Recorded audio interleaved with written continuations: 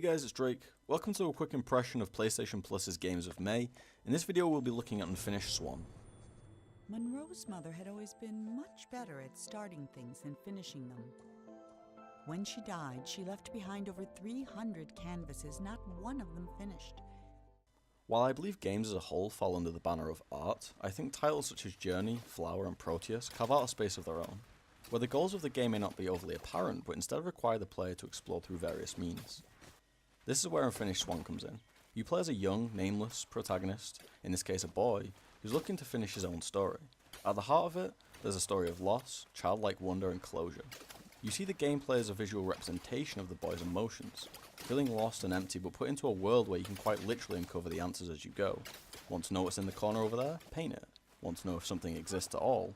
Paint it. The beauty in this is that you unravel the mystery of the world alongside the boy. You don't just follow him on his journey, you experience it mutually alongside him. In my first hour with Unfinished Swan, I had two moments of sheer awe and wonder. My first was at the very start. No intro, no tutorial, simply left to my own devices. The best part of this is I imagined I felt exactly the same as the boy, thrown into a world that wasn't his own and mysterious.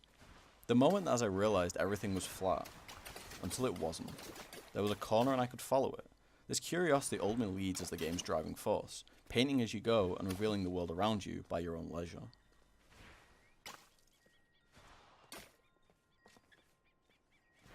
My second moment of wonder and awe was the realisation that my world wasn't just meandering corridors and small puzzles.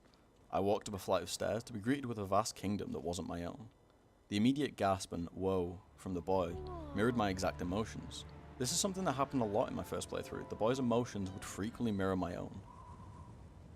A worry, however, was that Unfinished Swan would come off as pretentious. Using a unique art style and form of gameplay as a sort of get out of jail free card when it came to any sort of narrative exposition.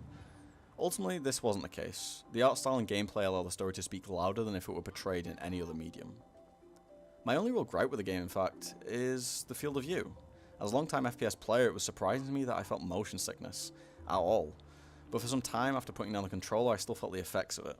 Nevertheless, Unfinished Swan falls nicely next to Journey on the spectrum of artistic merit. Where the silent moments speak louder than anything, it's not without its flaws, but delivers a beautifully told story through more than just dialogue or in-game exposition. I would highly recommend picking up this game. Like most PlayStation Plus titles, they try to offer something different, something unique. And Unfinished Swan certainly is that, so like with every PlayStation Plus game, what have you got to lose?